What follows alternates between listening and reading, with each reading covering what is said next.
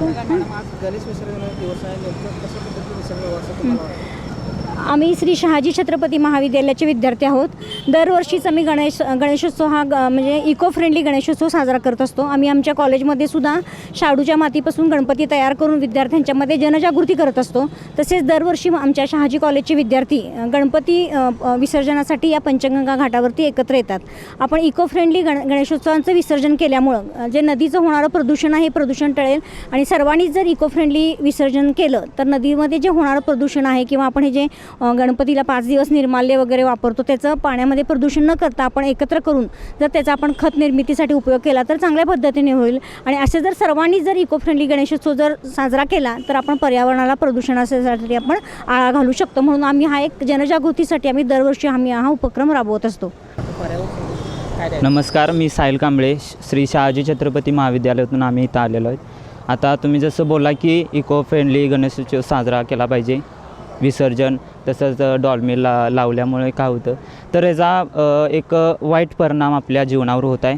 आपल्या जसे की हार्ट अटॅक वाढत आहे, कर्णबधीर होत आहेत अनेक लोक, जेणेकरून आवाज वाढल्यामुळे अनेक लोकांना त्रास याचा होत आहे. आणि हे जर आपण गणेश विसर्जन जर आपण डायरेक्ट नदीमध्ये जर केलं तर याचा परिणाम प्रत्येक मानवावरच नाही तर प्राण्यावर देखील होत आहे.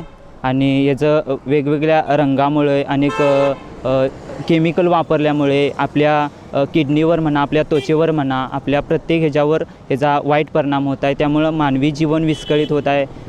प्रत्येकजण असं म्हणजे जे आपली शरीरामध्ये जे आपल्याला जे रोगप्रतिकारशक्ती असते ती कमी होत चाललेली आहे. ज्यामुळे मला एवढंच वाटतं एक जागरूक तरुण म्हणून की हे सर्व थांबलं पाहिजे आणि आपण इको फ्रेंडली गणेश विसर्जन केलं पाहिजे.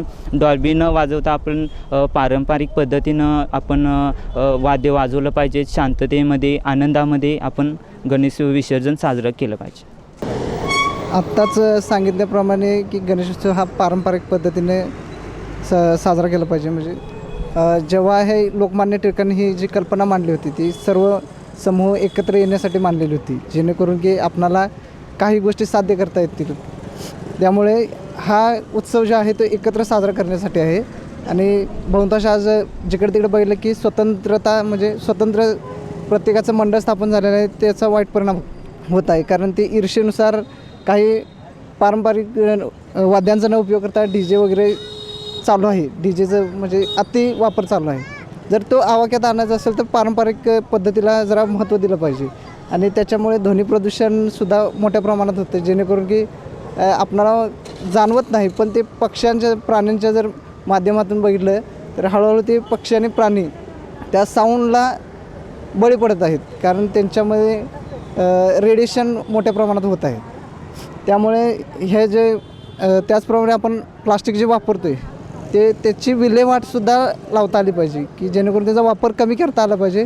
त्याच्या व्यतिरिक्त आपण कापडी पिशव्या वगैरे वापरू शकतो, असंही चालेल. पण याच्यामुळे जर तिन्ही प्रदूषण होतं, वायू, जल आणि मृदा, तिन्ही प्रदूषण होतं. जर आवाक्यात घ्यायचं असेल तर इको फ्रेंडली पद्धतीने साजरा केला पाहिजे.